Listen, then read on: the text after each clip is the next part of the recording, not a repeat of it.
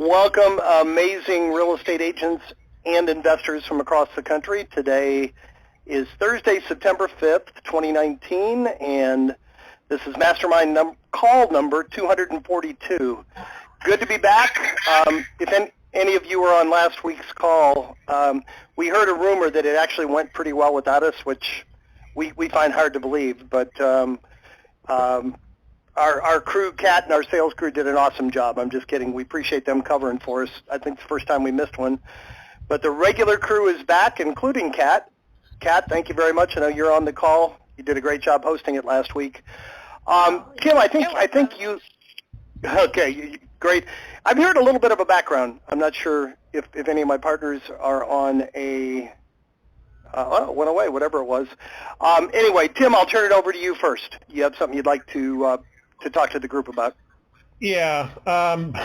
One of the things that obviously you guys all know is that we were pretty blessed and fortunate here in Florida to dodge the bullet with Hurricane Dorian, and obviously, unfortunately, our friends in South Carolina, North Carolina, and going on up the coast are not being as fortunate, and you know they're gonna have their set of problems with that. But the folks that have been the most affected by that are the people in the Bahamas, and we are doing something about that. We're working with Missionary Flights International. They're based here in Florida. They've got a fleet of DC-3 airplanes that they literally use to fly supplies into places like this, and they've got a plane that's getting loaded Saturday at the Melbourne, Florida airport, which is literally our airport here locally, and they're loading it with supplies to get delivered down there literally as soon as it's loaded. They're going to try to get them there Saturday afternoon. All the Leads is seeding a fund with $1,000 to buy some of these supplies and get them on the plane, and we're asking for your help as well. We are creating a donation page. I'll announce it before the call is over. It's literally getting made. We just put this together this morning. Before the call is over, I'll tell you where to go to do that, but we would like you guys to contribute as well. We will appreciate anything that you put in, and it'll be a donation page that you can literally say, you know, 25, 50, 75, or any amount you want to give, and we'll list all of the supplies that we're going to be buying for this. But at the close business on Friday, we'll take all of the money that's in that fund, and we're literally hitting, you know, Walmart, Sam's Club, BJ's, Costco, wherever we can go to buy the things that they need: tarps, ropes, generators, sunscreen, hygiene products. There's a whole list of things, and we're including all that in the donation page that's there. But we're soliciting your help to do that. We care about these folks, and they're our nearest neighbors across the water, and they're great folks. They live and literally survive off of tourism, so getting the island rebuilt is going to take a long time, but anything we can do to help, we can. So if you think about that, and like I said, I'll pop in before the call is over and tell you where that page is going to be. We'll also send you a quick email with the link itself, but it won't be hard to deal with, and it's on our public page. You won't have to log in to do it, and just hop in and say, yeah, I want to be part of this and help all the Leads donate to this very worthy cause. So thank you for listening to that, and search your hearts and give us some dough here. Let's get this fixed. Well said. We know how lucky we are here. I'm a native of Florida, but if that thing had been 100 miles to the west, you wouldn't be talking to us today. probably for, although we have emergency contingency plans to keep the company going. You know, all of us personally would have been deeply affected. So appreciate that, Tim. Thanks for the efforts. Chad, anything you want to share? Possibly the role play call yesterday, or anything else you want to share with the group? Yeah, just remind anybody who didn't make it yesterday, we had a role play call that went, I think, right at an hour, as usual. And if you didn't have an opportunity to check that out, you can find the recap in our Facebook group, All the Leads Mastermind. You can find it in our conference call video archive, alltheleads.com, or you can just simply type in role play in the top right search bar of alltheleads.com, and it should bring up the most recent and all the others. Excellent. Yeah, we covered that on the call last week. Yesterday, we get numerous calls every day. How do I find this? How do I find that? And not to brag, but pretty much due to Tim and our tech people, we've got one of the most robust search bars you'll see anywhere. You can literally go there and just like Google in the upper right hand column of our homepage. Put almost anything. I just put a word or a phrase and kind of play around with it, and it'll take you right to what you're looking for. So use that. It's a really nice feature to cut right to what you need and get it quickly. All right, well, let's get this show on the road. I recommend this first person. I think this is the guy I called 3 different names yesterday because I was trying to figure out how to use the new system. Chad, he's first up today. So phone number, I'm just going to play it safe and say phone number ending in 5528. You're up first. Are you there? All right. For some reason, 8877 jumped to the top. Is that you, Scott? There he is. Yeah, it's me. Hey, 5528. I think that's Justin. Would you sign back in? For some reason, you got passed over. But Scott, you're up first. Okay, I've got a little question here. I got this call on Saturday, but like you guys, I had a few things to take care of until about 4 o'clock yesterday when that thing got north of here. But first letter went out. I get a call from the personal representative, or the person that we identified as the PR. We started talking, and there are 3 stepbrothers and a full-blooded brother involved in this deal. It started out with his mom passing away, stepmom passing away. They never probated the will, and the dad kind of took over things, and then the father died without a will. They were trying to get one signed and couldn't get it done. But anyway, we have him listed as a personal representative, but the brother is basically running the business and doing all kinds of stuff that's detrimental to the future of everyone else. So I told him that once the probate court opened back up here, which I'm assuming was yesterday, maybe not till today, that he needed to call, and he could also call the courthouse and find out if he is indeed listed as a personal representative. Is that something odd, or could that just be a mistake on our part as identifying him as the PR? So I want to clarify, like the phone number that you called him on matched his name. Yeah. Right? He called me, and I was sitting here at my desk, and I went ahead and just pulled it up. So I had everything in front of me, and I got a 45-minute history lesson about what's going on. So I have a pretty good idea, but we identified him as a personal representative, but apparently the full brother is basically taking over everything. So who went to the courthouse and initiated probate? Who filed the petition? I don't know, but it wasn't the guy that we identified as the PR. We're assuming it was the brother. So if I were you, I would call the probate clerk and get clear on this before you move forward and before you decide how to move forward. Okay. If his name is on the petition, that means somebody appointed him, as the petitioner. And so let me ask you this: has he been sent the letters of testamentary? Like, has he gotten that in the mail or anything? And No. Do you know if anyone else has? We don't, because there's really bad blood here. You're right.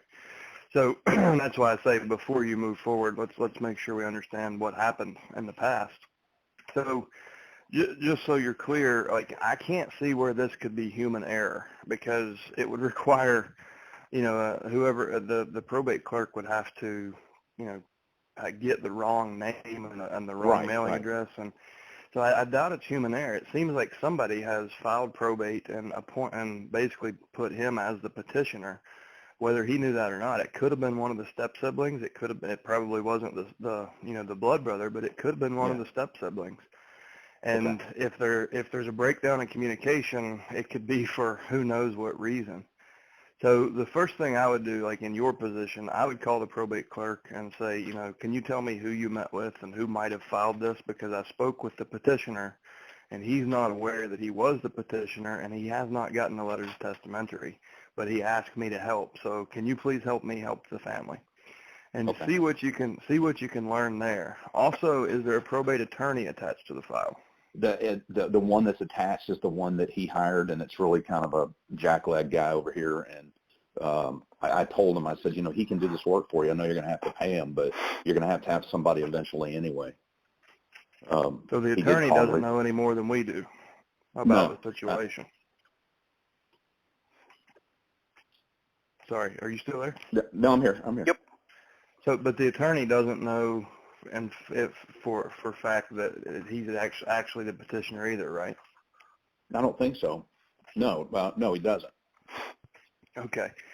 Well, I mean, before you know what to do with it, you've got to backtrack and figure out who.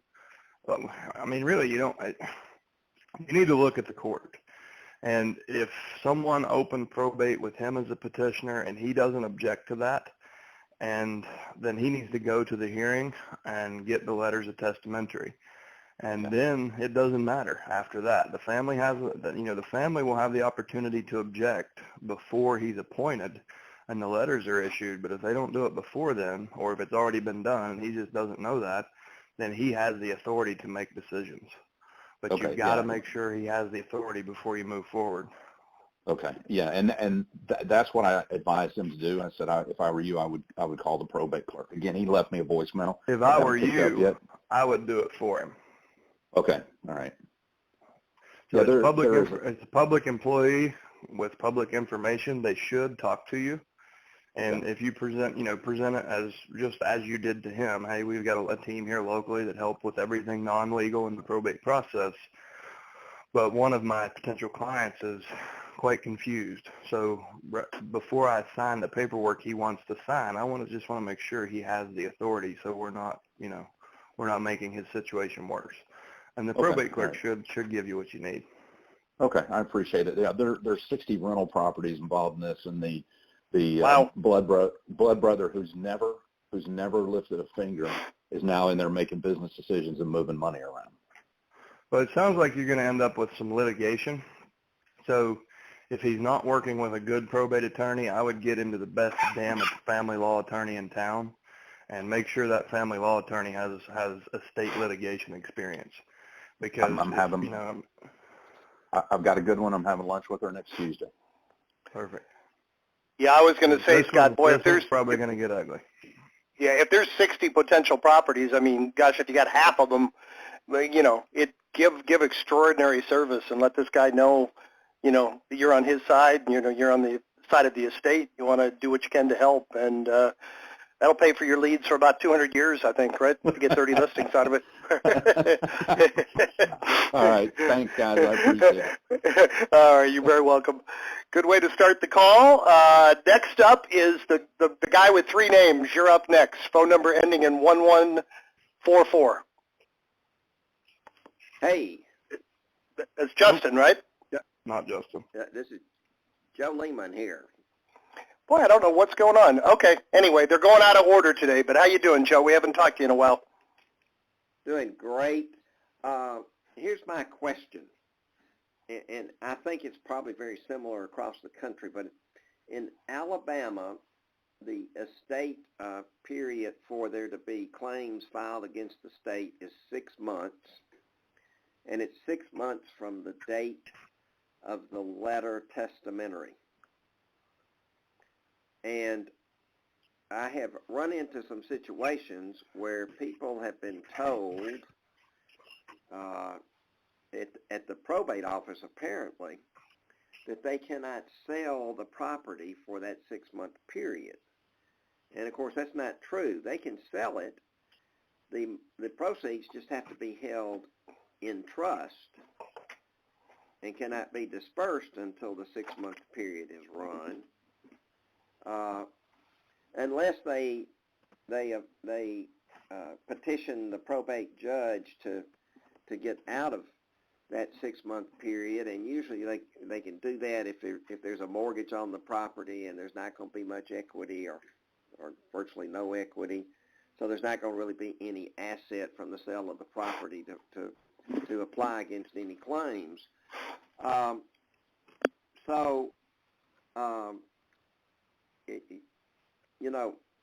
It's been a little bit of a challenge to have people believe me as opposed to the probate judge's office. So what would you do about something like that?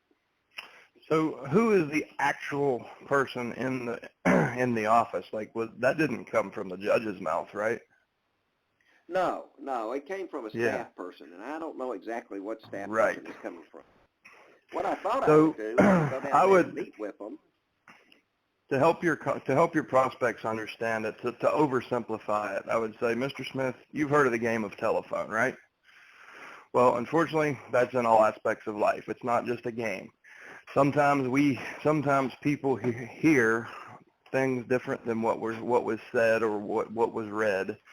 And what we oftentimes find is that not only are personal representatives misinformed, sometimes even public employees are misinformed. Maybe they're new, maybe they're just not good at their job. But the facts are, and then all those things that you just said. And you're right, like you're spot on. Like your probate knowledge is great. And I don't believe that, I'm not aware of anywhere that that's the case. But it is the perception in a lot of cases. And it a lot of times originates from the attorneys. The attorneys are, the personal reps say they heard it from the attorneys. I don't really believe the attorneys are always saying that either. I think the PRs are hearing that. But I would try to oversimplify it, and I would just use a telephone game analogy so they could understand it. And if they need to verify, do a three-way call with their probate attorney. Is there an attorney assigned to that case? Yeah, well, the two that I've been in, the two specific instances I've had, there was not a probate attorney involved. Okay. It was people Then, trying to do it on their own and taking guidance from some staff person at the probate judge's office. Sure, and you need to lock that in, like freeze that in the amber, because that's a great story for you next time. The story of, people struggling through probate on their own, being misinformed, and that's inevitably causing delays, is it not? And those delays the delays are costing the family money, and the stress is higher than it needs to be. So, Mr. Smith, just so you understand, you can think of us as kind of a probate leadership team. We've been there, we've done that, we know all the people, we know the laws, we know the rules, we know the processes. And the learning curve that might take you 6 to 8 months and tens of thousands of dollars, you don't have to do that. We're the shortcut. We can get it done, now. So use that story to your advantage on future conversations. But in this case, I think what I would do is say, listen, Mr. Smith, I understand we need to verify this to make you comfortable. How about you and I call the probate clerk right now and just jump on the phone, or call and set up an appointment with the probate clerk and then invite them to the call. But let them hear it from the horse's mouth since they believe it, and then you should be able to move forward. All right. One of these. And Joe, I was gonna. Go ahead. I was just gonna add real quick, Joe. I'm sorry, I didn't mean to interrupt you. It reminds me of the misunderstanding often that occurs between the attorney and the PR. A huge percentage of times when our customers call the PRs, they're under the impression that they can't sell the property until the probate is completed. And often the attorney might have said something like, it'll take a few months, then you can sell the property, and they take that to mean that they can't sell it. In reality, the attorney wasn't real specific, or he really didn't want them to list it and get bothered with a realtor. So, like Chad said, often what they think they heard isn't really what was said. You know what I mean? It sounds like they may be misconstruing it. And but you could provide a real good service there if you can clarify it and maybe even nicely educate the clerk if he or she is incorrect. Yeah, I think I interrupt. Go ahead. Visit the court, the probate judge's office next week and speak with the people down there. Yeah, because in one case that I had recently, the personal representative was the son. The mother passed away. I listed the house on the 27th of August, had it under contract on the 29th. We're closing on the 11th. But he's not going to be able to get his proceeds for like another 4.5 months. And, of course, he wasn't real happy about that, and he didn't really realize that part of it. So sure. something I'm not aware, I'm not sure about this in your state. But in Virginia, as long as we can prove that there's a fidelity bond, it's actually legal for them to release. Well, you can release it to the estate's bank account. I may have spoke. My brain just caught up with my mouth. You're saying he's frustrated he can't put the money in his bank account, not the estate's bank account, right? Right. Okay, never mind. Sorry. All right. Does that help, Joe? Okay. Yep, that helped. Thanks, guys. All right. Good to hear back from you. Come back with some more success stories. I know you're doing great with this, so we appreciate it. All right. Next up, I'm not even gonna guess, but the phone number ends in 1626 is up next.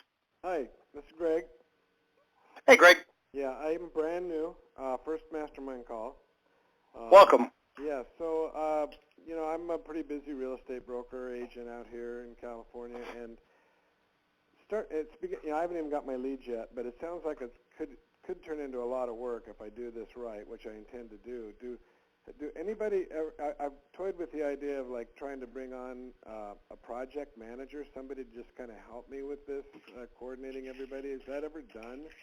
Because I'm pretty busy with my little small staff dealing with all the listings I have and inspections and escrows and things that we have to do all the time, and I'm just wondering out loud, basically. Sure. I'll point to an example. It's a broker owner, a franchise broker owner in Richmond, Virginia, and he actually kind of, he wanted to go on the appointments and he wanted to do the face-to-face, but he was in a similar position to you. He just simply didn't have the bandwidth to do everything and get this online. So he actually tasked a very skilled ISA, and to title Sam as an ISA is probably not even fair, because she has a skill set better than most agents and brokers I know. But she was very capable from an administrative standpoint, but also as a salesperson. So she became kind of the coordinator of the whole system, and Mark would go on the appointments and handle a lot. He would kind of finalize the people aspects of it, things that were dollar productive, for his time. But Sam pretty much was the captain of the ship, and with the probate division of their brokerage. So it can really work. I mean, just like anything, you've bound to have learned this lesson by now. It's the quality of person you put behind the wheel. Right. So if you have the right person that has a good blended skill set that you can delegate to, you can absolutely do that. And you might not even have to go on the appointments. You can appoint somebody and just say, you do it all, and we'll split it. And we've had brokers do that as well. And just to show you the other end of the spectrum, like we've even, or take it further, I suppose, we have folks who are doing this in multiple markets in different states, as much as, as many as 2,000 miles apart. Wow. And they're doing brokerage and investment under the same brand, and they're running both remotely in remote markets. One gentleman, he might be on this call, he started in Denver, Colorado, and he's also working Brevard, Florida, and he's successfully working each market. Those are both very competitive markets. So it can absolutely be done. It comes down to the human capital that you choose more than anything. Okay. That helps. Thank you. All right. You're very welcome. Next up is phone number ending in 7976. You're up next. Hi there. Can you guys hear me? Can hear you great. Is this Renee? Yeah, thank you. Well, I'm glad you Sure. guys are safe. My parents live in Hilton Head, so everybody didn't get no. washed ashore, so thankfully.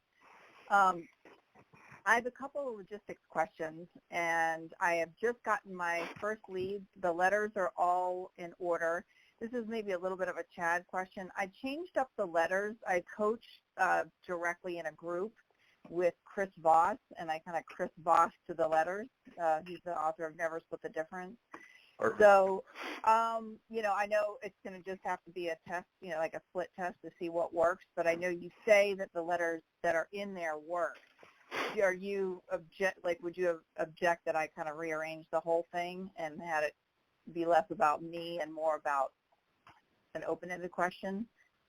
Or you don't have really an opinion yet? There's no such thing as a marketing budget, only a test budget. And what Right. works today won't work tomorrow. So I absolutely support you testing and trying different things. And the only time I'll say you need to go to our letters instead is if you don't have a response rate, or if you get a negative response, then I would say focus on the proven letters.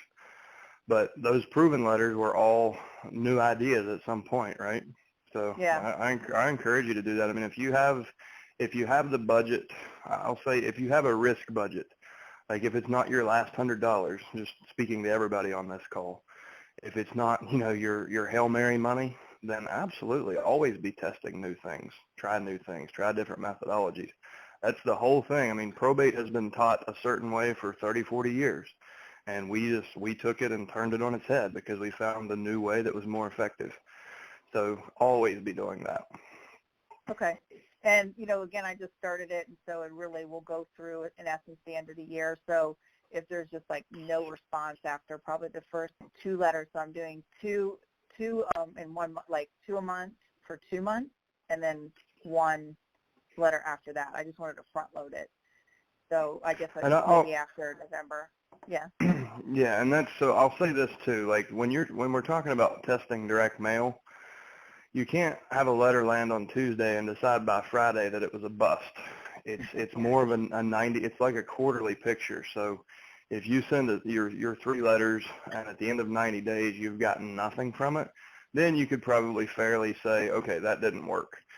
And I've proven that to myself too. I'm like, damn it, I thought that was a good letter, and I get nothing off of it. And then 2 months later, I get 5 or 6 listings that load through off of that letter. And it's because there's so many variables in these situations for these folks. You never know when the right time is going to be for them. So, and this wasn't necessarily directed at you, Renee, but to everybody, to anyone else that might be listening, I see a lot of people. Yeah, it's human nature. We think short term more than we think long term. But if you are testing mail and you change up a letter and send it, and then next week you said, well, that didn't work, and you change it up and send it, it just creates more complexity. So do it in a slow, controlled manner and assess it quarterly, not weekly.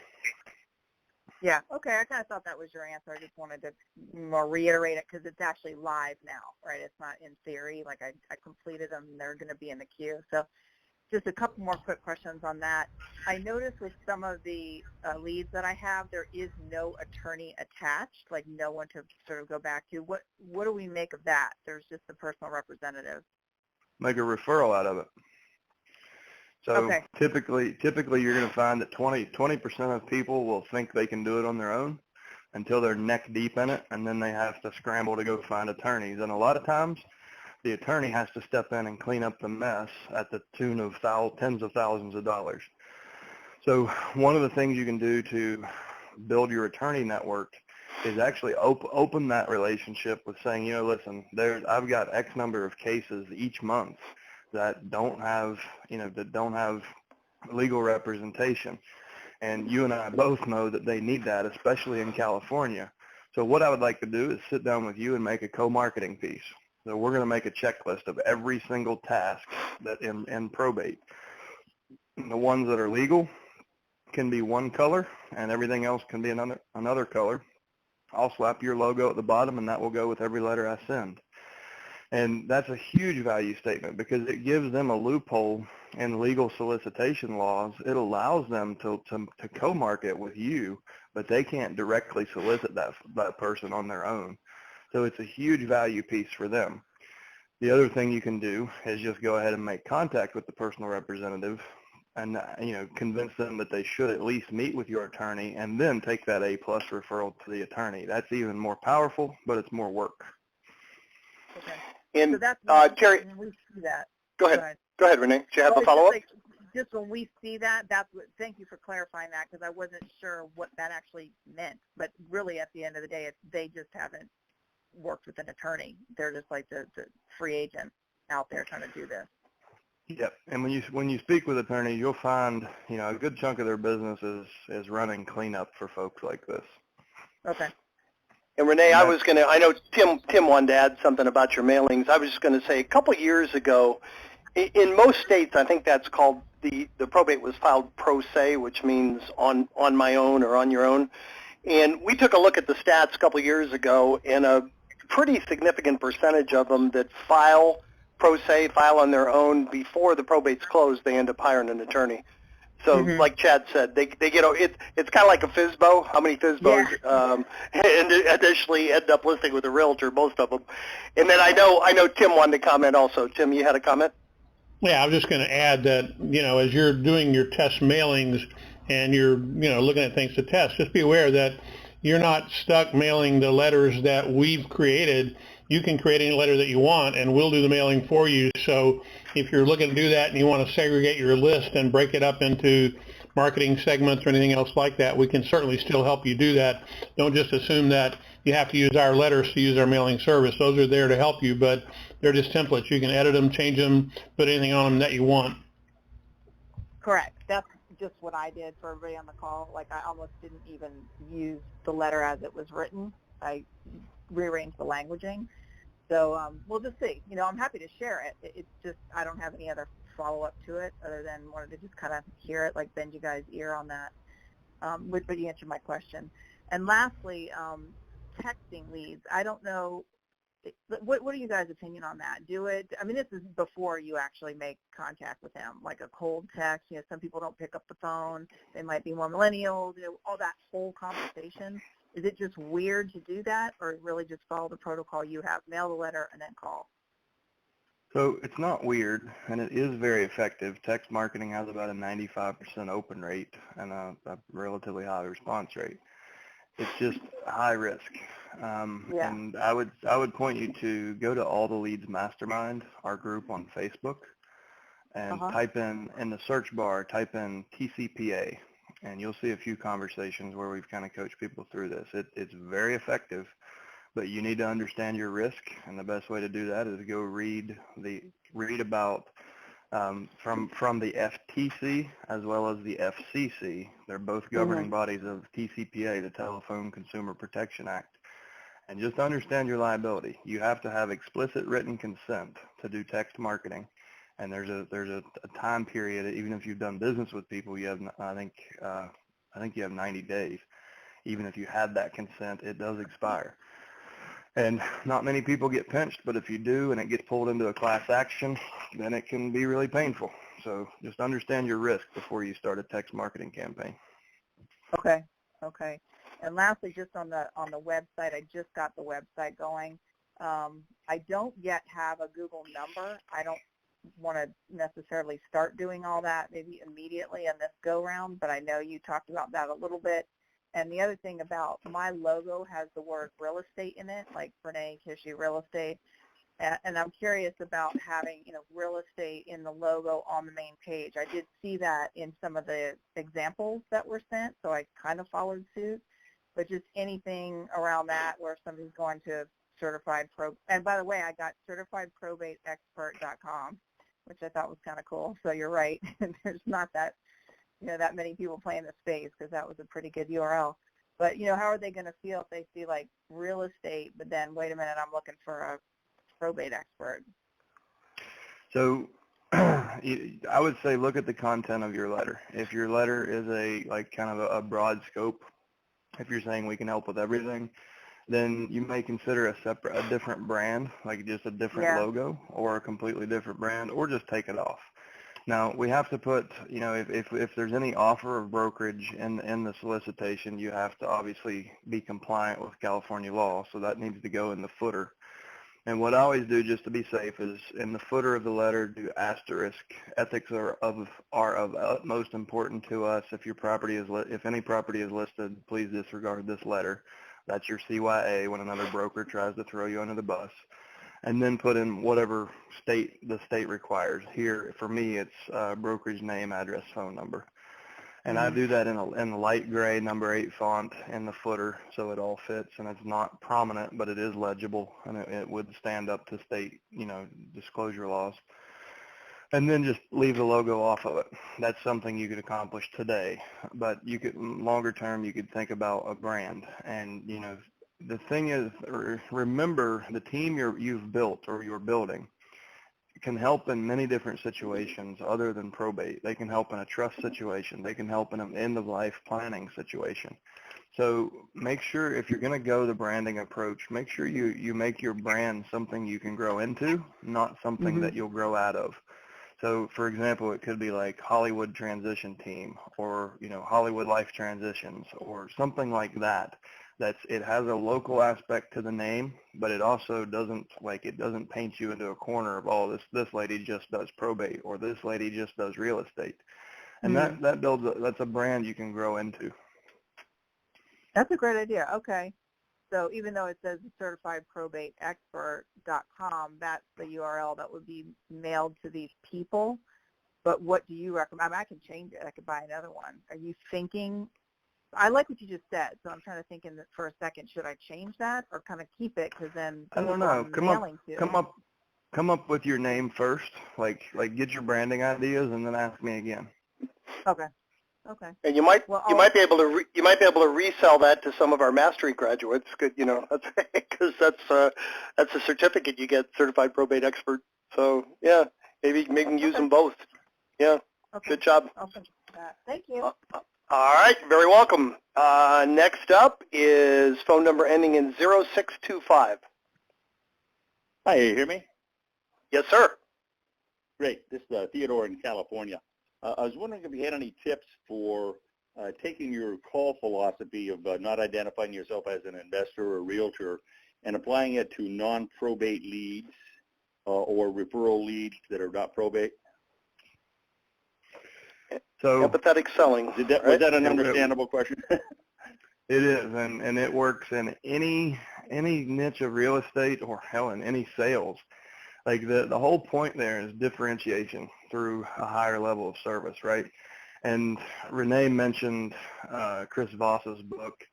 That's the best book in the world. It kind of really helped me.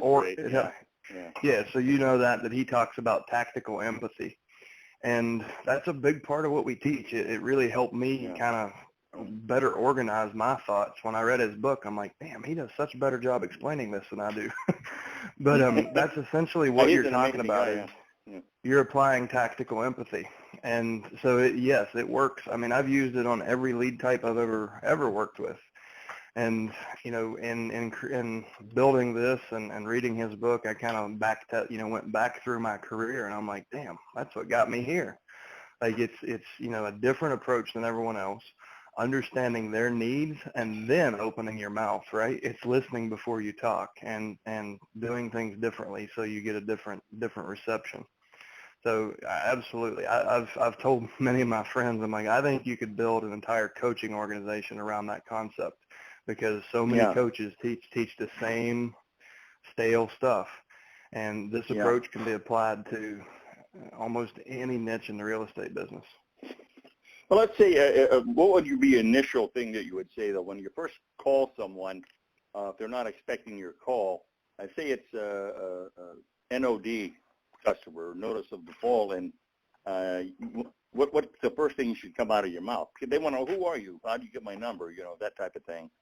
So sure. What's the first thing you would say under that philosophy?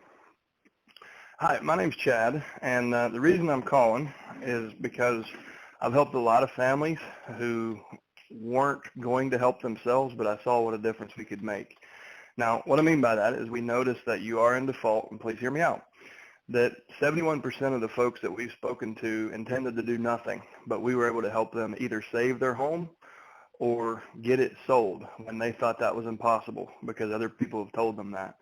So are you willing to hear me out on this, or do you need to go? Or something along those lines. And I just pulled that, like when I did like short sales, I use this same approach in short sales. So you're offering options to them. Option one is save your home because it's very emotional. And if you don't give them that option, they don't want to hear what you have to say. So option one is save your home. Option two is get you out of there some other way, right? So you do the same thing. You provide options, allow them to make a choice, and we all know what got them. They're probably and when people are in foreclosure, there are exceptions, but the vast majority are going to need to sell the asset or they're going to lose the asset. So they have to get to that decision on their own, and by offering them options, it makes it their decision to sell or to do whatever you do, and not yours, and that's tactical empathy. And when you do that is really outstanding. When you do that type of an approach, does the question still come up at some point? Well, who are you, or are they so involved in the conversation now that they forget to ask that? You've probably heard me talk about probate USP, and that was I had to have some way to explain this, so I just kind of threw that label on it. But it's, your unique selling proposition. It's in the objections you're going to get are the ones you're throwing. So who are you? How did you get my information? What the hell do you want, right?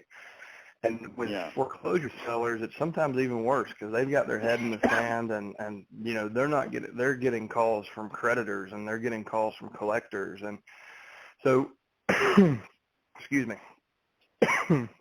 sorry, but it's the same approach works. You just have to get those points out there. Here's who I am. Here's how I got your information. Here's what I can do for you, and then end on an open-ended emotional question. So in foreclosure, it could be kind of like what I went through. My name's Chad. We helped a lot of families here in town, even though they thought they couldn't be helped. We went to the courthouse. We got your information. By the way, do you want to sell your home, or would you rather sell your home or keep your home? And you give them a question at the end of it. And if you're doing that, then their brain, like human psychology, like if you're in control of the conversation, you've already covered some of those points, they're going to have to process that, and then they're going to go, oh, wait, he just asked me a question. Well, I want to keep my home. And you don't have to react to that. Like, that that's probably not realistic. But you have to let them down to that slowly, and they have to make that decision. They don't want to feel like you've made it for them. Right. And you don't want to be adversarial and say, well, that's what everybody says. But the fact is, you haven't made payments in 6 months. And that's the approach that a lot of investors take. And it's just not right. Like, it's so much easier. I think it was Abraham Lincoln said you can catch more flies with a drop of honey than a gallon of gall. And that's what this is. This is a different, softer, more empathetic approach that gets a whole different result for you, but it feels like a whole different conversation to them. That's why it's so effective. All right, awesome. We got 6 more in the queue. Did that help? Great deal. Yeah, that's excellent. Thank you. All right, thank you very much. Next up is phone number ending in 5528. You're up. Oh, and by the way, I closed the queue, guys. We're going to try to get done close to the hour if we can. And so the 6 that are in there, ending with Ramona's, you're good. And Ramona, but if you have something that we don't get to, or if you have something pressing and we don't get a chance, you can just call us directly and we'll answer it. Next up is 5528. Hey, fellas, Justin here. Hey, there he is. Finally. Mr. 3 Names. Yeah. Well, first off, I do have a situation here. Got on the phone today and got an appointment set up for tomorrow at 1 p.m. The situation here is basically the executor is wanting to sell, but in the will it states that he should give it to his sister. The sister is wanting to hold on to it for investment property to rent out. I'm meeting with the sister tomorrow as the executor is out of state, and I'm going to just call the executor on the phone while we're going over the plan. One of the things that the executor said is he doesn't have a problem with letting the sister hold on to it, but he says that he wants to make sure that the title's transferred and the mortgage. He says he's overwhelmed about the mortgage situation. What advice would you give me to be better value to him? So the will is that's your roadmap. I mean, it says what has to be done. Yeah. And if there's a mortgage on the property, it needs to be paid because unless it was originated a long time ago, chances are greater than not, it's not assumable. So first question is, does the sister qualify for a mortgage for the property, or does she have cash to pay the estate or pay the mortgage off for the estate? Or is there other cash in the estate that will pay off the mortgage? And how is that written or addressed in the will?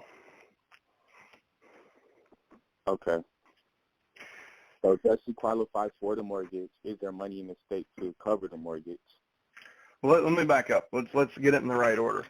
What is the specific language about selling the property in the will? Is the debt referenced? Was the debt there when the will was written? 67% of homes in real estate and probate are debt-free. So this is not usually a problem. The ones that do have debt, it's usually a reverse mortgage or a HELOC, something relatively light. And there's life insurance or cash or other assets to cover the note.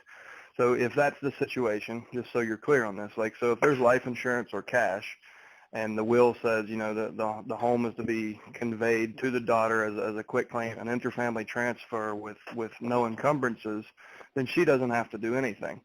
If the will doesn't say that, if it wasn't clear, and then you can't just transfer that to her. I mean, you could, but she has risk, because if the lender finds out you're transferring subject to, they could trigger the due on sale clause, and then she would have to come up with the money in 30 days, or they could foreclose and recover the asset. So you've got some blanks to fill in before you know exactly what can be done. But you know, you're probably not going to get paid on this deal either way. So you've got to, don't spend a whole lot of time on it, because the sister is due the property and she does not want to sell it. So there's probably not, you may not get paid on the deal. So don't spend too much time. Don't get yourself too involved in something you can't get any value back from. Okay, and I was just going to ask that, but it is a conventional loan, is what he told me. Yeah, and if it's a conventional loan originated after, what was it, like 83 or 84, it's non-assumable. Okay. All righty. All right, well, I hope that helped. Next up is phone number ending in 5952. You're up next. Hi, hi, Jim. This is Sanjay. How you doing? Good. How are you, sir? Very well. Hey, Chad, I was trying to reach you. Sorry, I missed your call yesterday, and I tried to call back to try to see about setting another appointment with you. I don't know what to do. So you're on my list today, man. I every time you called yesterday, I was on the phone or on a webinar, so I'll get to you today. Can we do it tomorrow instead? Yeah. What's a good time? Maybe about noon tomorrow. Noon Pacific? No, 11. Yeah, 11 Pacific. Okay. I'll give you a shout around then. All right, we have 3 more in the queue. We still don't have a winner of the week, so not too late if somebody has a good success story. Next up is phone number ending in 0440. You're up next. Hi, can you hear us? Yes, ma'am. Okay, hi. We're new to this, and I wanted to ask, what's the typical amount of time once you have gotten the listing to when the closing is? What's the average time from, accepting the, getting the listing and then to final closure? It shouldn't be any different than I think that's an individual answer. So if you average 7 days on, 7 days or 45 days on your closings, it shouldn't be any different with probate. Yeah, that's what I hoped that you were going to say. Okay, cool. Yeah. So a lot of the stuff we talk about seems really complex because it's different, but at the end of the day, these are really simple transactions. It's, because of the team we build pre-listing, there's a whole lot of work gets done, but not by our hand. Like, our vendors are there to back us up, and they get paid for that work that we don't. Once it goes on MLS, it may as well be a conventional listing. And usually the pricing strategy is relatively aggressive, so your days on market will be very short. So like for me, my days on market for all but one probate listing, every other one I've taken was 8 days, because I list on Thursday evening and I call for offers the following Friday evening. Like, I review offers 8 days later. But pretty much every one of these ratified within 8 days. And it's because, the sellers wanted to get this done, so they had a very realistic price expectation, unlike other listings you probably had. So if you're pricing, if the sellers allow you to price aggressively, usually that ends up in an even higher sale price, because you get more urgency and more competition. And you'll get it ratified quickly, and it usually closes. And because of that competition, you get clean offers that aren't full of contingencies, and they have aggressive closing dates. So, you're going to be you should be inside of 60 days on your listing closings. And that just brought up another question in my head for you, is that are these typically cash deals that, because of the pricing is so aggressive? I mean, what's your, I'm sure it varies, but it's market dependent. Like, in markets like Florida, you'll have newer construction, condos, even assets with rental revenue. Where here where I'm at, most all of our housing was built between the turn of the century and mid-century. So a lot of deferred maintenance, structurally sound and well maintained outside. A lot of deferred maintenance or just functional obsolescence inside. So here we're selling at a 15 to 20% off of retail discount to price in that deferred maintenance that the buyer has to pick up. But in other markets, it's just put it on the market and sell it at a full retail price. You don't have to do anything. So it's kind of market dependent based on your inventory, more so. And Chad, I think she was asking too the type of financing. If it's an investor deal because the property is not financeable, the roof's leaking, or there's a major issue. Obviously, those are cash sales. But and Chad, correct me if you disagree, but I think of the majority of them, that go retail or go into MLS, they're usually financeable, conventional, and even FHA. So it doesn't vary too much from your regular market. The percentage are going to be cash versus financing. Would you agree, Chad? Yeah. I agree. Like in my market, like here, 85 to 90% of them went cash to landlords because of all the things I just told you. The ones that were financed, I've done USDA, I've done FHA, I've even done VA loans on these, and that's obviously so the answer is it's inventory dependent. And if you're in a market with a bunch of old inventory with a lot of deferred maintenance, you're going to be doing a lot of cash deals. If you're in a market where you've had a lot of newer construction and the senior citizen demographic is living in that, then you're going to have a lot of conventional deals. Well, I'm in the Northeast. You know how old the buildings are up here. Yeah, so your market's probably going to be a lot like mine. Your housing was built during the Industrial Revolution as ours was, and you're probably going to find some that, when you pull up outside, you have a beautiful brick home with a new roof and replacement windows. You go inside, you're going to have the best appliances money could buy in 1951 and shag carpet and pink bathrooms. And you just have to price that in. And that's why landlords grab a lot of these, because they get a structurally sound asset that doesn't need a whole lot of big ticket work.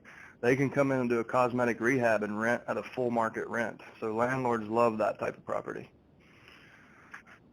Yeah. All right. You're very welcome. 2 more in the queue. It should take us right up to the top of the hour. Next up is phone number ending in 1958. Hi, this is Nancy Palingra. Hey, Nancy. I think that you already went over a similar question, but I didn't fully understand if I caught the information exactly right. I'm already talking to the personal representative, and I've been talking to him for several months.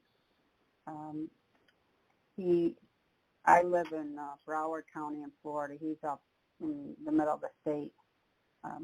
He told me yesterday when I called, of course, a lot of agents are after the home that he wants to sell, and he told me he wants to sell it as an investment property.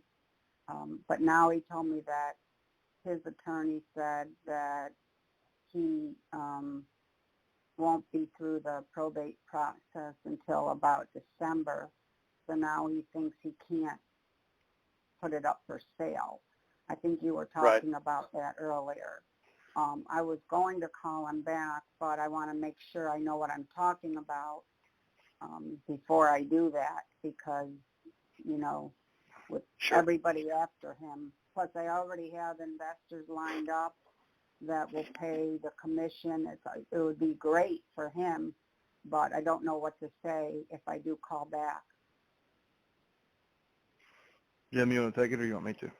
Oh, sure. Yeah, I'm in Broward also, and I have done many probates where we closed prior. That's incorrect. The attorney, he either got the impression or the attorney gave him the impression that he couldn't do anything until the probate was completed.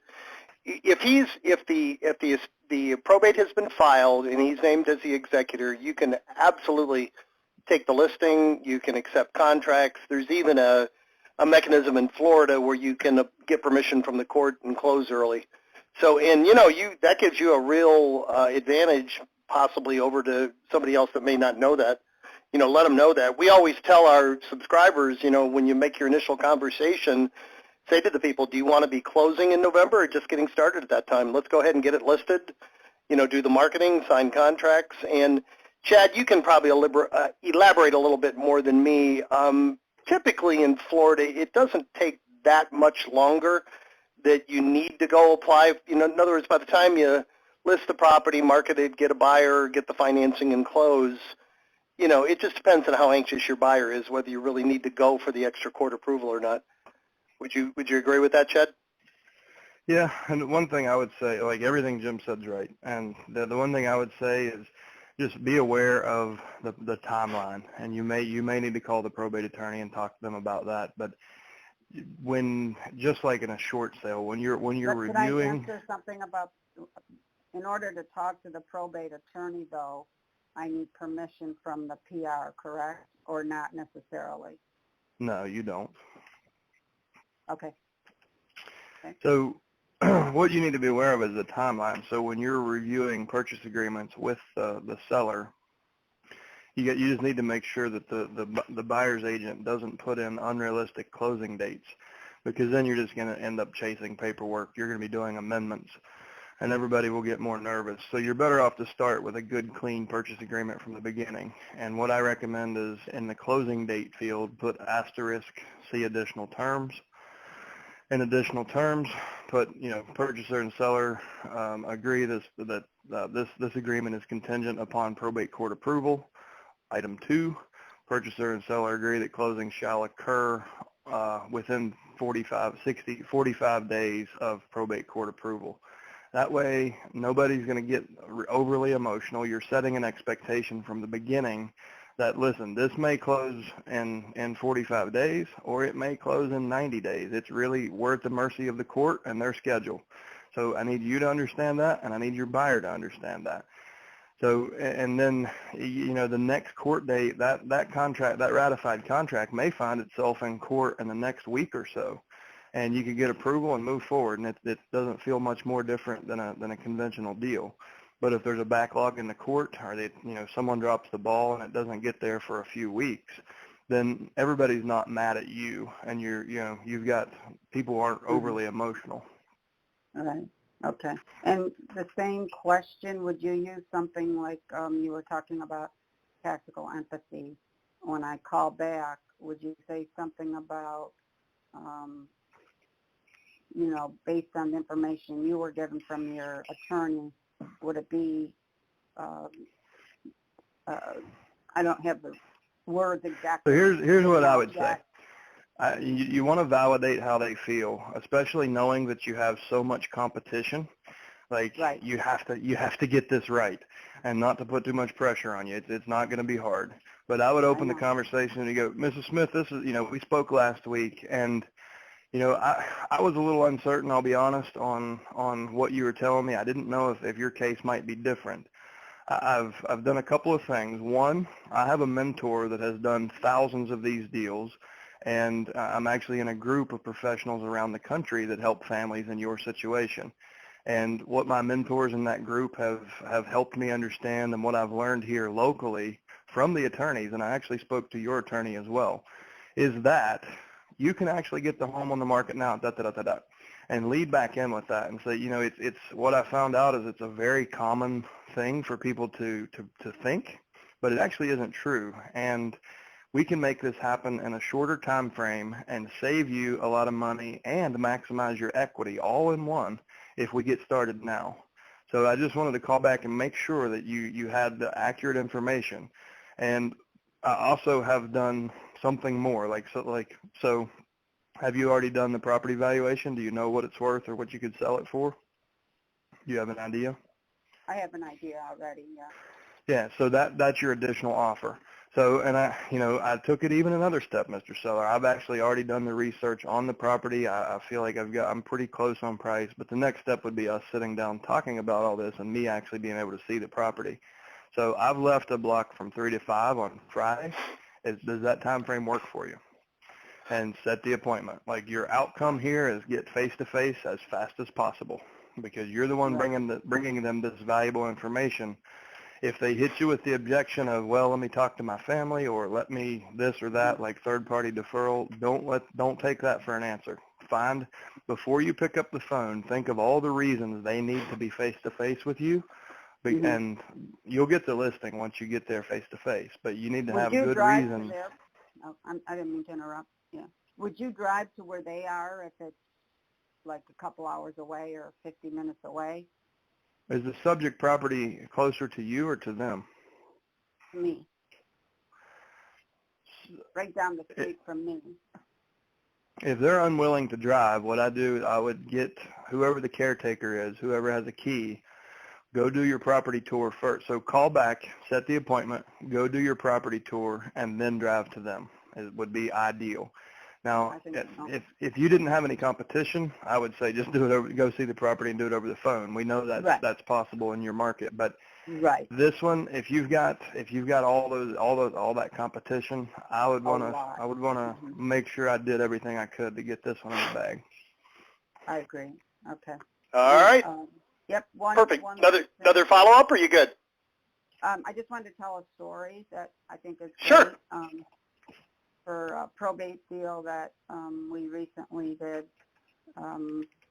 The PR, when we met, said she really doesn't trust anybody, and we made a good connection. I have a partner I work with, and luckily he's a mentor for me. He used to be, well, he practiced law for many years, so I'm really lucky as far as that goes. But what we figured out, it was a house that was on 2 lots. The first agent just wanted to basically call an investor, sell it, never researched it. We ended up finding out that the property was already split. It was 2 parcels. So we ended up selling the property for $120 and now sold the house, and we got a lot of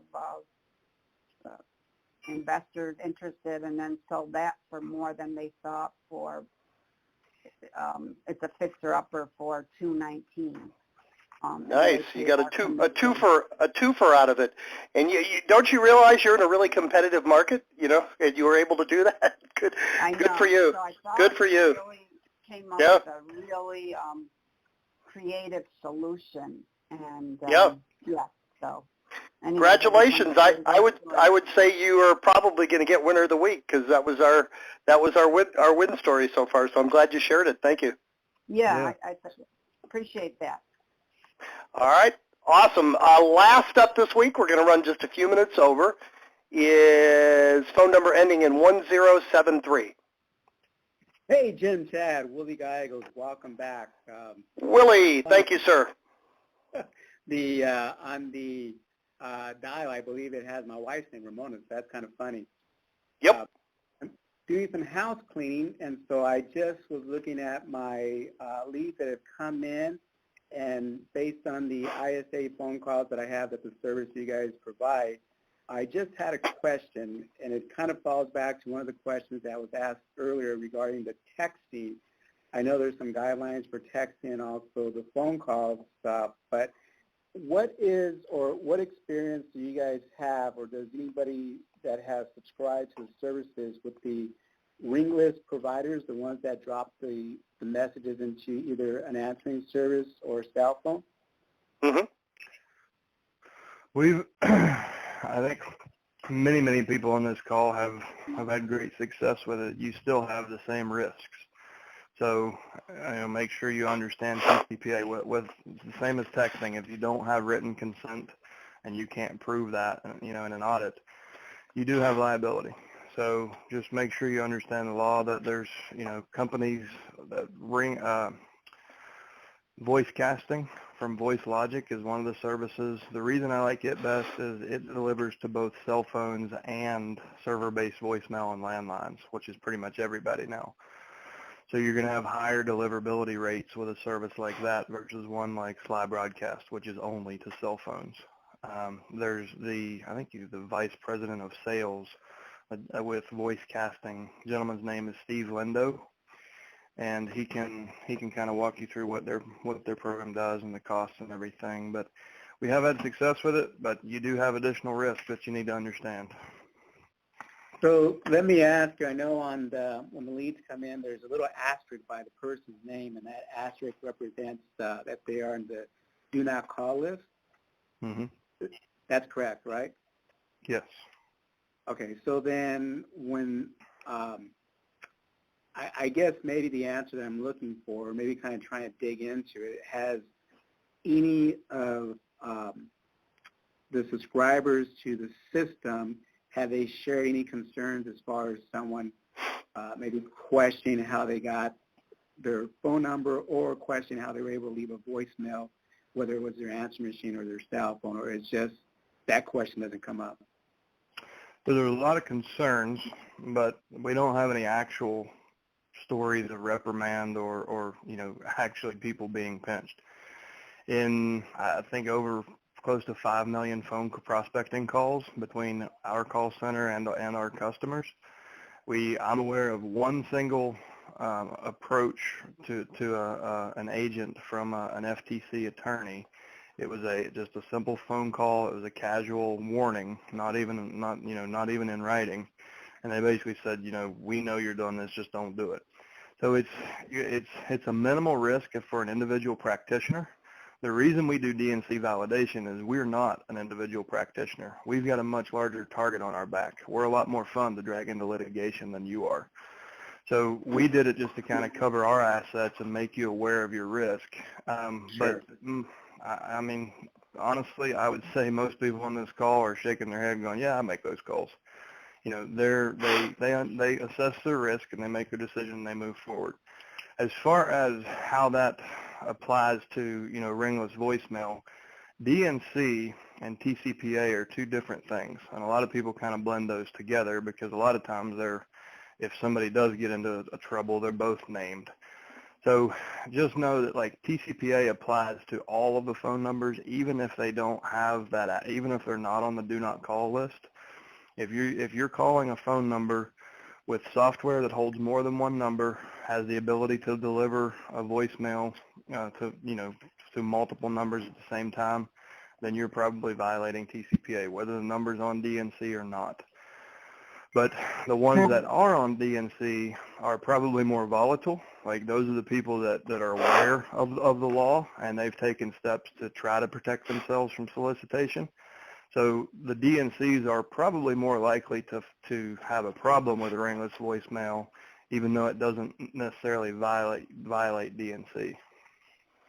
Okay. And Willie, because these people have agreed to be the executor of the estate, they're pretty much agreed to put their information into public records. You just don't get the blowback, or we haven't experienced it, that you would from other sources.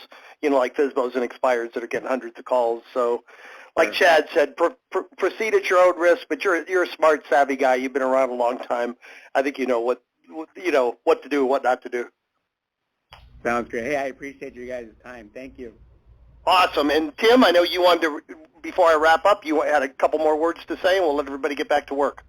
Yeah, as I told you at the beginning of the call, we are deeply concerned about all the stuff that's going on in the Bahamas and the terrible experience those folks are going through. And we've created a fund. We put $1,000 in it. We put $1,000 in it. It is to buy supplies that will be literally loaded on an airplane this Saturday morning here in Melbourne, Florida, and delivered immediately down there where they need it the most and as quickly as they need it. They need it now, not later, and not some long, elaborate program. So we're kind of putting our money and our time where our mouth is and getting it done. We've created a website page for you on our website, alltheleads.com/Bahamas Help, BAHAMASHELP. That's it. And if you go there, if you can kick in a little bit, 25, 50, 75, $100, anything you want to give, we'll appreciate, and we will take your money along with ours, and we'll be going out after close of business Friday and in the morning on Saturday and buying some of the products that are on the list below the form on that page to help load that airplane up with some life-saving supplies for those people. So again, it's alltheleads.com/Bahamas Help, and anything that you can give, search your heart and realize that if you were in that circumstance, you've got nowhere to go. They had no way to get off that island. They were doomed from the get-go. So anything that you can do to help would be appreciated, and we appreciate your help and appreciate you being part of our family. And by the way, we'll be sending you an email about this as well. So if you get the email, that's what we'll have. And Chad, when we get off, let's talk real quick about dropping that email. It's ready to go. Okay. All right, ladies and gentlemen, agents, investors, thank you so much. I want to close this the way I always do. Thank you so much in advance for your help with our Bahamas, project, and thank you for being here today. Particular thanks to those that actively participated. And I want to challenge each of you, take one idea, one thought, one thing that inspired you on today's call, go out and put it into practice and come back next Thursday and share your results with the group. Thank you so much, guys. Make it a great week. We will talk to you same time next Thursday. Take care.